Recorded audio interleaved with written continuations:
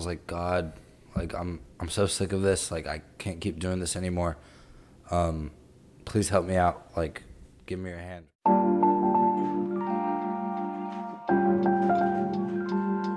Hey guys, welcome back to Keeping It 99 here with another episode from the great state of Virginia. I'm joined here with a special guest, my man Kyro. How are you doing today? I'm good, Isaiah. How are you? It's such a pleasure to be here on Keeping It 99. The blessing is mine. I'm doing well, thank God. So today's topic, we're talking about something that hits a little bit close to home for you. We're talking about overcoming addiction.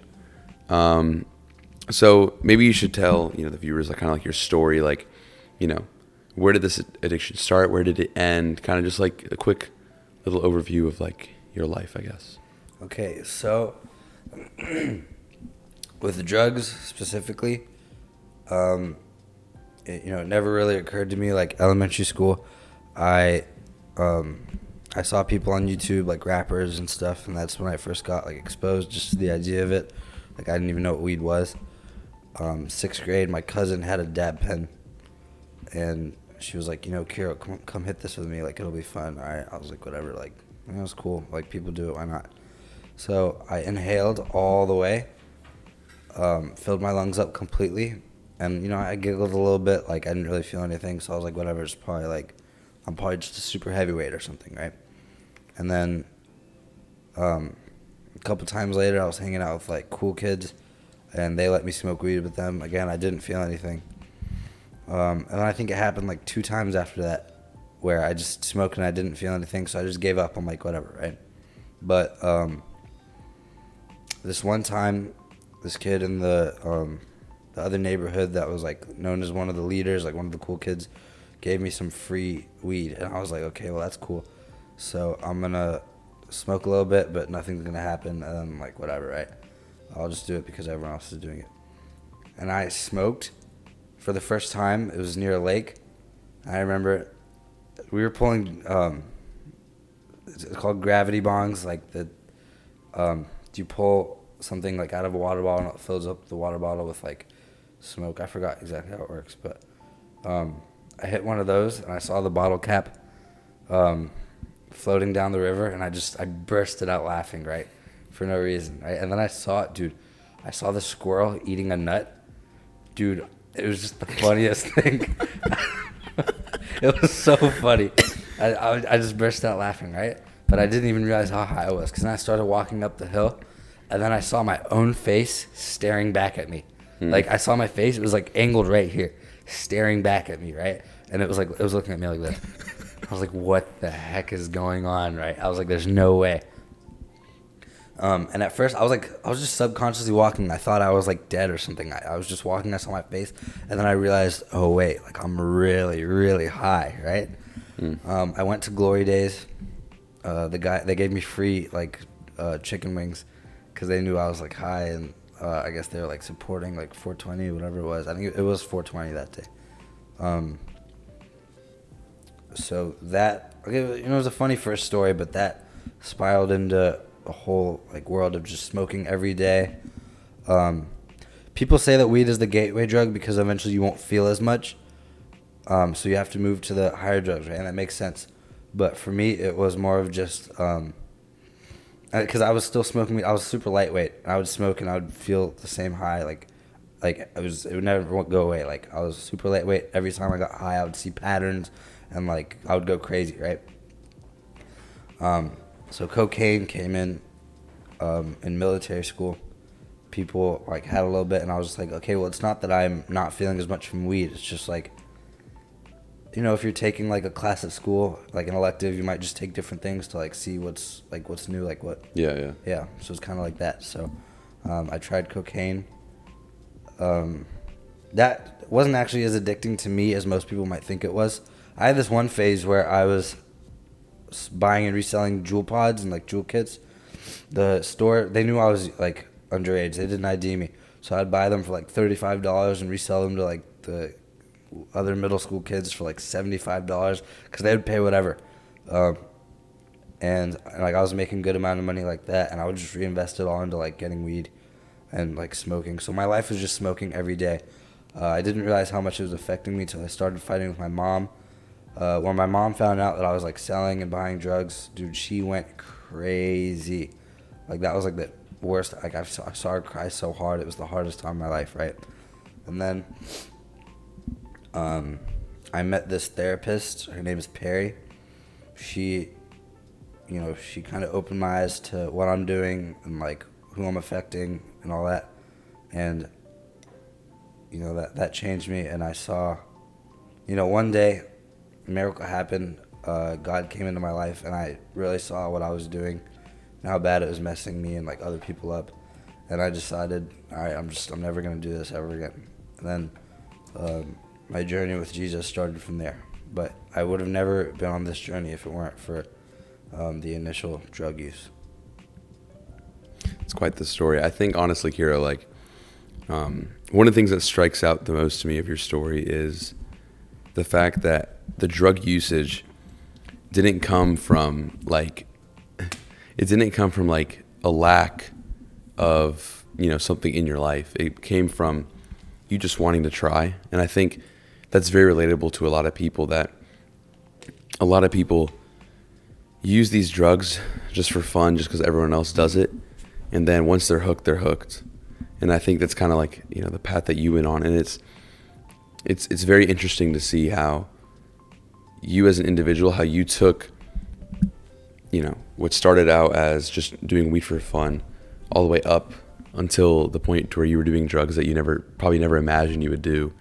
And then did the exact opposite and went completely away from it. So talk to me a little bit more about, your path towards sobriety. So I met... Turn the mic real quick.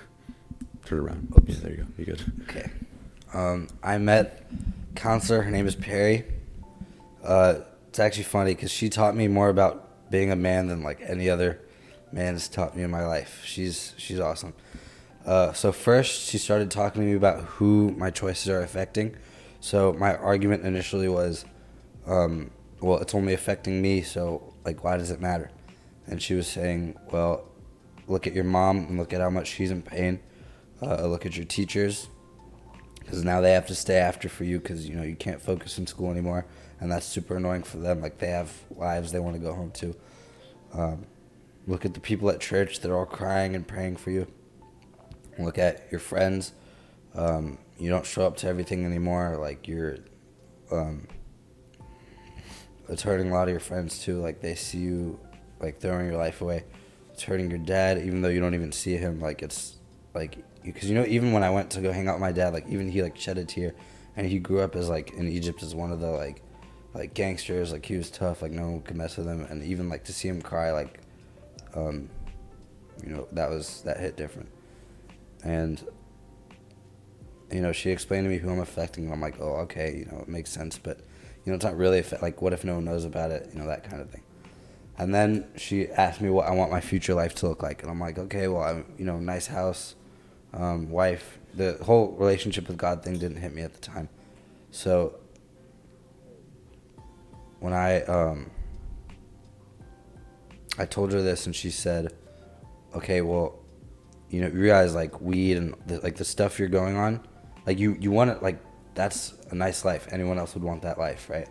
But like, what you're doing to get there, that's not it, right? You have to change your ways. And the path to getting there sucks, but that's the only way you're going to get there. And I'm like, okay. And then eventually that led to, well, you're not going to, like, nothing is going to get better. Like, the stuff with your mom, the stuff with school, none of that stuff is going to get better until the drugs go away. Because she explained to me this analogy that still sticks with me. She said, imagine if you're in Virginia, you want to drive to New York, right?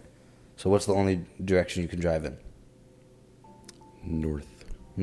But, I mean, you can't go south, can you? You can't go west. You can't be like, oh, well, what if I just want to go south a little bit and north, like, a different time? Like, that's not going to work. You're just never going to get anywhere, right? If you want to go in a path, there's only one direction you can go in. You can't half try. Yeah, so she said, it's only north from here. And I was like, okay, well, I'll still do it, like, every now and then. Because, with weed, so you hear a lot of people say, like, it's these poor kids, like, trying to fill in a gap in their life. Like, they don't get attention at home, and there's, like, fighting in the household. Like, no, I mean, yeah, I had divorced parents or whatever, but I grew up just fine. Like, I had everything that every other kid had. But, you know, sometimes you're just like, you know, it's just, my life is good. I have good grades. I'm smart. I'm not stupid. Why not just do something for fun? And that was, like, the big lie that I fell into because I didn't realize how much it was messing me up, right? But that fun, like, turned into just the whole, like, well, now I can't stop, right? So it took a while to get off that, but here's the one day that I realized I'm gonna stop smoking. This is probably the craziest and worst, but now I look back, best day of my life. So I had a girlfriend at the time, and I was still smoking, like, you know, I mean, not often, but this is October 10th, 2019. I went to the movie theater. We watched, I think the movie was called Focus, or maybe it wasn't. It was that Will Smith movie where he's like his older self and younger self. You know what I'm talking about? Good movie. I don't watch movies, so don't. Alright, you're weird. Anyways, we were watching this Will Smith movie, and my two friends, they were smoking, and I was like, you know, I can't be doing this anymore. Like, I'm not. And they were like, come on, we're just going to see the movie. I'm like, fine, whatever. So I go to the bathroom, hit the pen, and I don't get that high because, you know, at that point I had been smoking for like 2 years, 3 years. And I'm like, okay, I'm not going to do this anymore. My tolerance went a lot higher, and I was able to smoke a lot more. So, you know, I was just kind of feeling like a little buzzed, like nice, right? And I was looking at and also, granted, like a few months before I had done acid, which is like, in my opinion, people think that coke is like the worst one, but in my opinion, acid is the worst one because that's like I don't know why acid is becoming like a regular, like normalized thing right now. That's another thing. I don't like the word normalized. Like, if it has to be normalized, it's not normal. Like, what? That's a deep statement there. I like that. So that's a deep statement. Yeah, I don't know. People are trying to normalize like psychedelics, like find your true self. Like it's crap, right? So that kind of made me realize, like, okay, I need to chill. Because even like other drug addicts that I know were like, bro, acid makes you stupid, and these are drug addicts. So I would trust them. Yeah. Anyways, so I'm smoking weed at the theater. I go home, and I'm like, you know, I work out a little bit, hit the bag a little bit. I'm like, all right, cool. That night, I have plans to go meet up with my girlfriend, right? And I ended up losing my virginity that night, even though, I mean, I was the one who initiated it. Like, I wanted to, but, you know, there's still an idiot choice. So I came back. So with the weed and the sex, whatever is supposed to regulate emotions, like in my brain, that was off, like completely off, right? So I went to sleep. I was planning on skipping math the next morning. My mom woke me up like 7, you know, normal time for school. And I just, like I said, whatever regulates my emotions was completely off, right? So I woke up, I yelled at her. I was so mad, right? I punched a hole in my wall so deep that I broke like the drywall, and then, like, you know, the wood behind it. Yeah. I broke that too. Oh my god! And then, you know, the drywall behind that, I broke all 3 layers. Yeah, left cross. I was very angry. I went to school, a couple of my classes, and I was like, okay. Even I told my teachers, and it never got to this point where I was like, okay, I have to take a break. Like, let me step out. I'm just super mad. My mom's being a B word. I was so angry, right? And I was angry all day, dude. My emotions were horrible. I was still trying to talk to the girlfriend. And then I just decided from there, okay, wow, everything that Perry and everyone's been telling me about weed, that's all true. So if it's really hurting me this much, I mean, it's not physically addicting. It's just like you're addicted to the feeling. Okay, I'm just going to stop. I'm just going to stop right now. So October 10th, 2019, that was the last time I did drugs. And you could not pay me $20 million right now. On God, like, you could not pay me $20 million right now to smoke weed. Like, it's not worth it. That's I believe you. I believe you 100%. And I know, like, you're a very, like, all in or nothing type of guy. And to hear, like, you know, obviously, you know, drug addiction is one thing, but you can take that and you can apply it to any type of addiction, right? People addicted to their phones, addicted to their screens, addicted to pornography, to sexual acts, to drugs, to alcohol, to whatever. You can apply that same principle, and for me, like the amount of strength that it took you to say on October 10th, I'm not doing this again. You know, whatever the circumstances was, whatever happened, whatever intervention occurred, the fact that you took the opportunity that you were given and you didn't waste it, that's one of the wisest things. I mean, we just read together Ephesians chapter 5. And in there, it says, you know, the wise man makes use of his opportunities. I'm paraphrasing, but makes use of his opportunities. And that's one of those opportunities God gave you to set yourself free from this thing that's been holding you back for, you know, so long of your, like so many years of your life.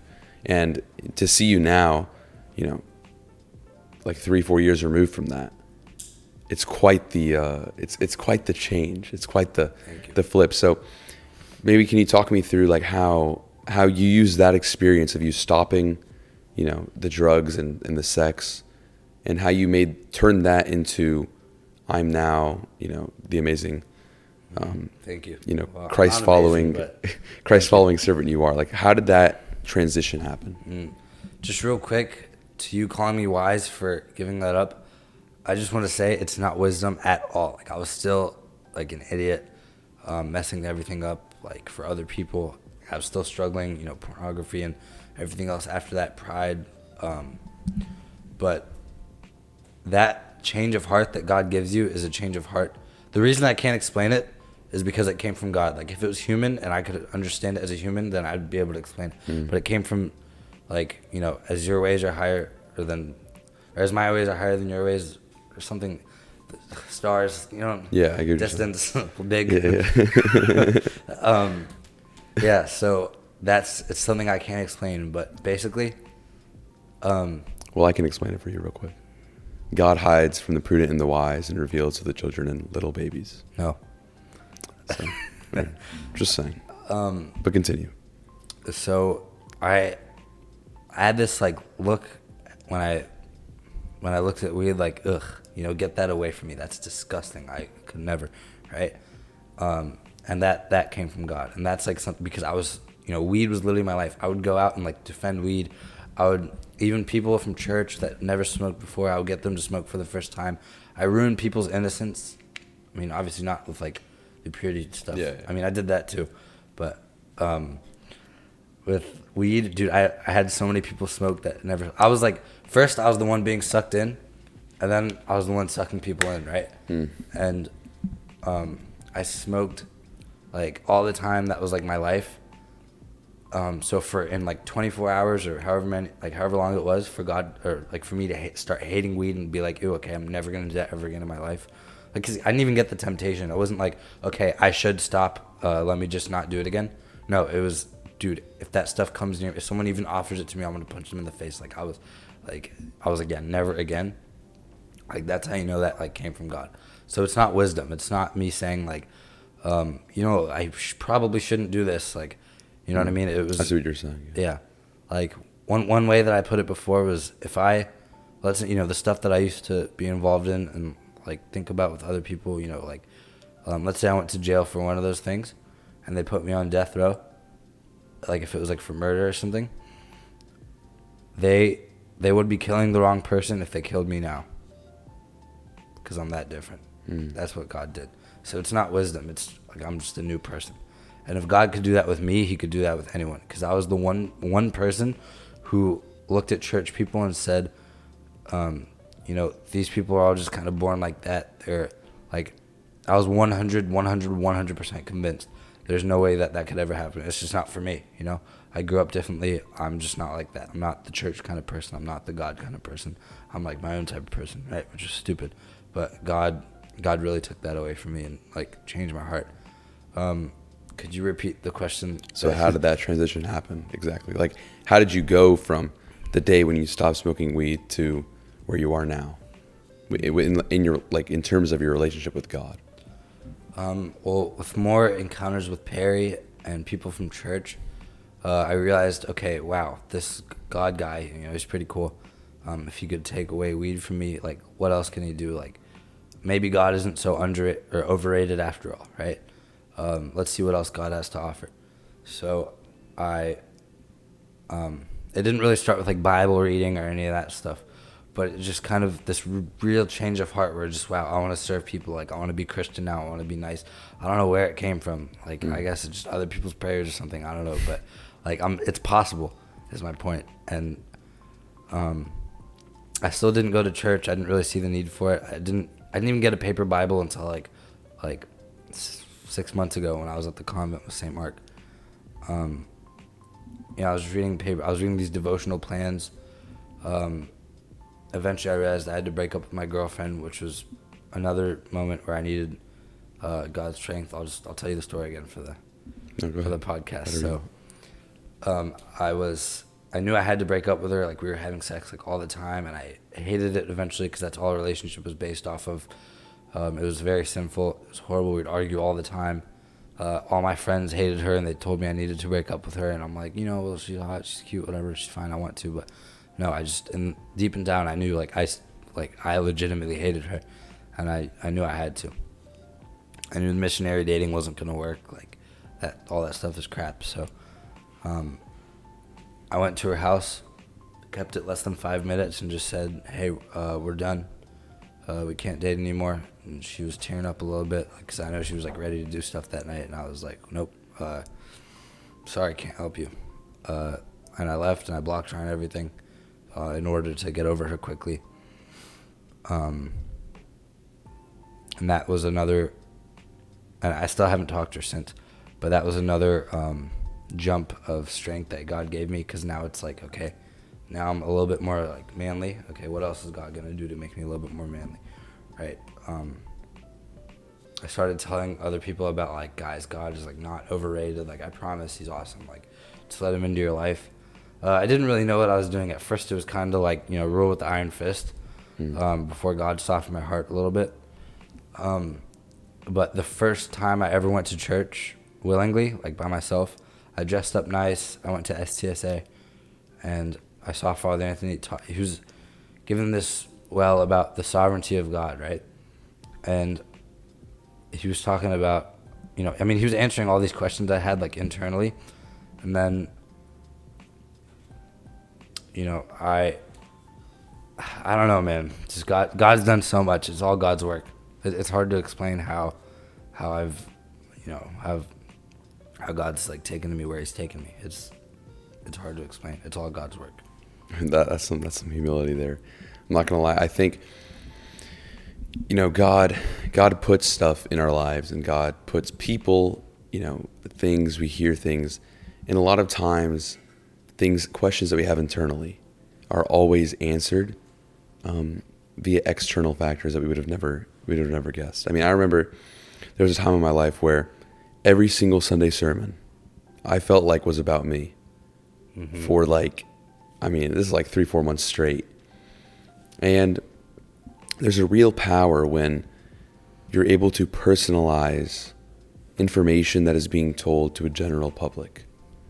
And when God is able to kind of hone in on who you are and make you understand, I feel like there's always like this phase. People always go through this phase where, in this time of life when they try to understand who they are in comparison to the world, in comparison to God, in comparison to each other. In order to do that, God has to somehow intervene, whether you realize it or not.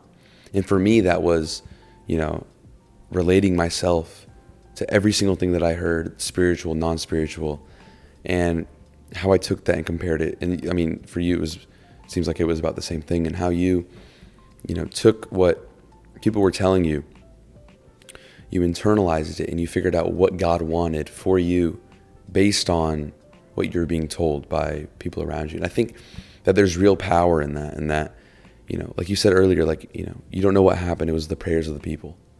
And that's a real thing, when the litany of the assemblies is prayed, and it's, the deacon says, pray for our church and for our assemblies. That's a real prayer, like praying for everyone in the church, every single person at every single gathering that is done in the name of God. Like, just think about like the power of that. Like, if I am, if I'm sitting here praying for every single person that I know, and you are too, and Isaac as Michael is, and everyone is praying about every single person that they've encountered, how many prayers for every single person are there going to be? You know, and like God, you know, like it says in the Bible, like, you know, where there are two or more in my name, I'll be in the midst of them. It's that same thing. You know, God is really within us and in us if we really look for him, you know, in the things around us. Mm-hmm. I agree, 100%. I think with me, a big part of that, like, you know, yeah, people are answering, or people are praying for me, but that's also coming in the form of, you know, sermons and things that I'm listening to. So a big part of that is discernment. The first lesson I learned in being a Christian is when you listen to God's voice, or when you actively like look for God's voice, is when you can hear him better, right?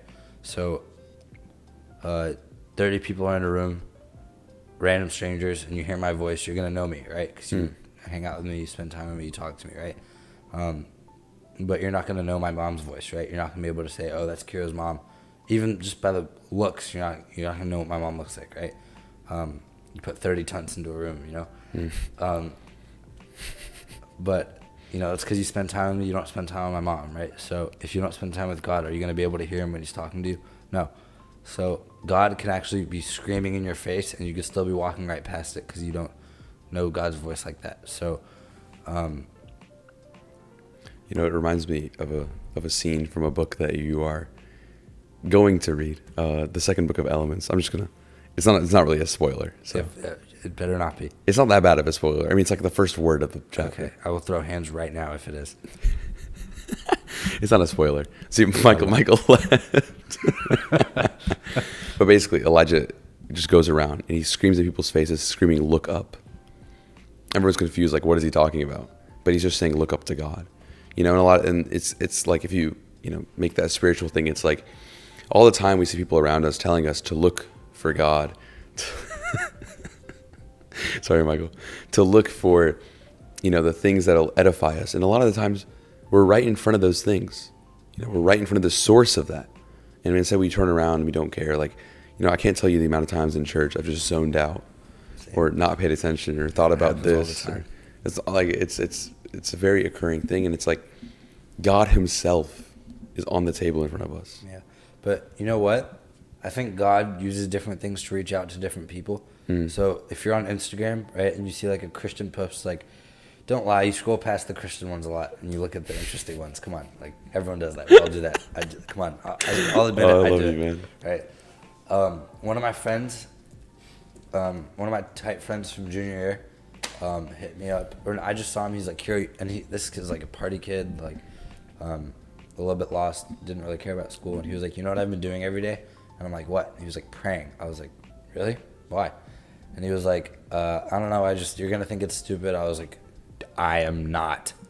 Okay, I got introduced to God by like literally the dumbest things you can imagine. Just, I am not. Just tell me. He's like, it was this TikTok, and I was like, all right, send it to me. I'll see it. I'll send it to my ecumenical council. We'll see if we agree. But he sent it to me, and there were just these people talking about, oh well, I'm, you know, a son of God, and it feels cool to be like whatever. And I'm like, okay, yeah, see, if I was on TikTok and I saw this would have never crossed my mind. I would have just scrolled past it like the rest. But God uses things like that to reach out to other people, where, like, you know, as to people like me, I would have never thought about it twice, you know? So it's just cool to see that, like, how many things is God using to reach out to others that we just walk right past every single day, you know? Like, God has revealed to me, and, like, or things to me in crazy. Here, I'll tell you, like, just God's miracles are crazy. That's all I could say. I agree. I remember I was struggling with pornography in like 10th grade, maybe. And I was praying about it because I just fell, and I was like, God, like, I'm so sick of this. Like, I can't keep doing this anymore. Please help me out. Like, give me your hand, right? And then I went on a drive because I just wanted to clear my mind. I was upset, right? And this is one of those old cars where, like, to turn a channel on the radio, it's like you turn it just a little bit and it goes to the next channel, right? It's like a dial. So I was just spinning it, and I had forgotten about the prayer. I was just cooling off steam, right? So I was driving through my neighborhood, um, picking a random radio, and I landed on one. It was like white noise. I landed on another one. It was like white noise. I landed on a third one. Understand? Three Trinity. I landed on a third one, and it was a Christian podcast between an author and a pastor. And the author was talking about a book he wrote about. It's called Every Young Man's Battle. One of the best books I've ever read, about how young men have to deal with the battle of lust and pornography, like on a day-to-day basis. I'm like, whoa! I was just praying about this, right? I ordered the book, and it told me a lot. And that's just one of the ways, like when God, you have to realize, like when God speaks to you, like, unless your name is like Elijah and you were born like 3,000 years ago, dude. God's not going to talk to you through the clouds and the lightning and the Enem Shadif. Sorry, and the I don't know what. And the Good translation. Thanks. God's going to talk to you through everyday things. He's going to talk to you through people. He's going to talk to you through sermons. There's so many different like channels that he gets to you to, but that just goes back to my first point. You have to be open. Like you have to be ready to listen to what God is trying to tell you, because that stuff is important. Like abiding to God's will and listening to him is the best thing you could do for yourself. Yeah, I mean, like that awareness, like, gaining that awareness of the spiritual, of the divine. That's something that, in my own life, where it's been something that I've struggled with for so long, which is being aware of God around you, because God is everywhere. He's omnipotent. He's everywhere at all times, and to really understand what that means and to really see God in every single thing. That's one of the things that changed my life. Was seeing God in calculus, seeing God in physics, seeing God in chemistry, seeing God in the people around me. Personally, I can never see God in pre-calc. It's crazy to think that all these numbers mean something. Every single number has a meaning. Every single number has like a if you will, like a personality behind it, right? Yeah, I don't know. See, that's the other nerd stuff. But it's not really. I'm sure the people on the podcast would love it. It's just not me. No, but like every single thing, when it all comes together, just think about like, the enormity of things just happening, things colliding. Like, there's so many things that have to go right in order for the world to work the way it does, that it just shows how God has literally interwoven every single, nucleus of every single cell into every single everything. Everything is woven together perfectly and intricately to the way the world works today. So it's being aware of God's presence in the world and in our own lives. I think that is one of the most important things as young men that we can do, and young women, and everyone actually. Everyone actually. Sorry, I have to cater to everyone on the podcast. Yeah, I think so too. I don't know, because one of the arguments is, well, there's no, like, how do you, like, I'm trying to think of a good way to put it. Father Anthony gave this analogy in one of his sermons, and I'll just say it on here. So he was saying one day there was a piano, and there was mice that lived in the piano, right? The grand piano. And there was this guy that the mice knew is known as the grand player, right? The big player. And he would come play the piano like every day, every other day, right? And one day, this one little like curious mouse was like, okay, I've never seen the grand player before, but I want to see like what's really making this noise, right? So he crawled up into the little like crevices of the piano, and he saw that it's actually strings making the noise, right? So he's like, guys, you idiots, you've been thinking that this is the grand player the whole time, and it's actually the strings making the noise. Like, only an idiot would believe that it's there's something called a grand player, like playing strings, right? And then the whole like crowd of mice was like, whoa, that's cool, I didn't know that, right? But then another curious mouse was like, he went even past where the first mouse went, and he was like, you idiot, to the first mouse, it's actually hammers. And it's the hammers hitting the strings. It can't ever be the strings by itself, you moron. It has to be the hammers hitting the strings, and that's what's causing the music to play. But is it really just the hammers? It's like there is a grand player, And the more you look into the different parts of the piano, the more you see, okay, this isn't just playing itself. Like, that's not how the things work. Like, there has to be someone playing it, you know? That's good. That's a good analogy. I actually really enjoyed that. Thanks. That was really good. I enjoyed that, Kyro. Thank Father Anthony, not me. I will make sure to thank him. If you have not watched my episode with Father Anthony, it's up there. Sorry. Yeah, it's right above Kyro. Anyways, so obviously now you are in a much better place in general, in all. You know, there's water right there, right? That's not gonna help. You okay? Yeah, I just had a cold. Well, I guess he's not doing much better then. I'm messing with you. You know, the Mike Tyson shirt really goes with the podcast. Yes, like it says movement on it.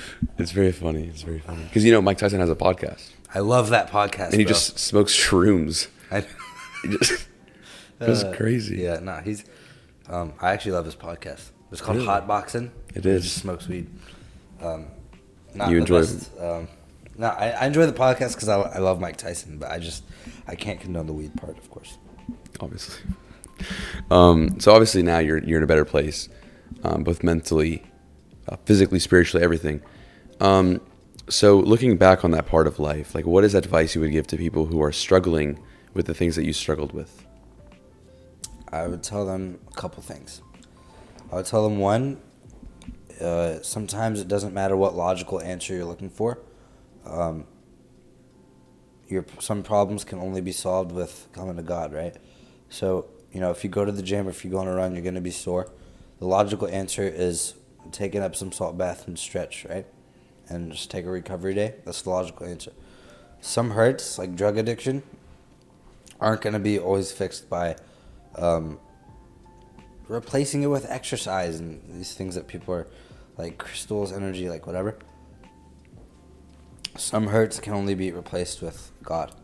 The other thing I want to say is, as a former drug addict, I can tell you that none of your problems are going to be solved until the drugs go away. Because you think, oh, well, it's just helping anxiety, it's just taking the edge off a little bit. What it's doing is I mean, other than like numbing your pains, which is obviously horrible, you're getting high, and then, like, let's say just with weed, for example, because that's the big one everyone smokes, and they're like, oh, I could stop if I wanted to. Okay, if you say that you could stop if you wanted to, stop. Then I challenge you to stop, because it's not going to happen by yourself, right? But I just want to say, like, when you smoke weed, you're okay, the biggest argument was, well, it doesn't affect me, it's different for everyone, right? And with some things it is like that. Like, some people can run 2 miles, and other people can run 2 miles. It's going to affect some people differently, right? It's different for everyone, right? But it's not like that with weed. I mean, yeah, it makes people feel different based on, like, who you are, how your brain works, or whatever. But the effects are the same for everyone. Kills your brain cells. But that's not even, like, even I'm a boxer, boxing kills brain cells, so that's not even like a solid, right? Okay, you look for happiness in weed, right? And then after a while, you associate weed with the feeling of happiness, so everything else is not going to make you as happy. You get angrier a lot quicker, irritable, and that's something, it doesn't matter who you are, you smoke and you'll notice it. I think every addiction makes you more irritable. Mm-hmm. Yeah. No matter what it is. Yeah, any dopamine releasing addiction. I mean, any, but weed especially. Weed is, and I mean, just actually, did you know that alcohol, tobacco, and weed, people are all try to make them like, you know, they all pretty much have the same effects. It just matters on like which one you use more. I mean, yeah, they're all depressants. Yeah, like I've had, like, you know, I know some people who are crazy for nicotine, but can take or leave weed and take or leave alcohol. And it has the same effects on them as I did when I was smoking weed, because for me it was weed all the time. I could take or leave nicotine, I could take or leave alcohol, right? Some people it's alcohol all the time, the other two, whatever, right? But like, just know when you're smoking, like, you're compromising like so many things, and like you're affecting so much more than just you. The worst thing that you can think is, well, it's just affecting me. Like, it doesn't matter. No one else is going to be affected by it. And I think every addiction is like that. Yeah, it's like so things like pornography, being an alcoholic, drugs. You know, even something as simple as like spending 8 hours a day or 9 hours a day on your phone. Yeah. I mean, it affects so much more than you think. And I think it's a product of how selfish the world that we live in is, and how a lot of people think for themselves only. And it honestly, it creates a path for addiction to become easier to obtain, because it's more justifiable to be addicted to something now than it was per se 30, 50, 100 years ago. Yeah. So. I think the advice I would give to someone who's struggling now and where I was back then is just know that you can only go in one direction, and trying to go in two different directions at the same time is not going to do anything for you. And I've tried it. Other people have tried it. Like, it's not going to happen. Was that a nice picture, Michael? That's just my fresh vision. But yeah. Thank you, Kyro. Of course, Isaiah. I appreciate you opening up. Honestly, it takes a lot to open up to the internet. So the internet ain't got nothing on me, bro. Yeah, you can only cancel, or you can only. One thing I live by is you can only get canceled if you care. They can't cancel if you don't.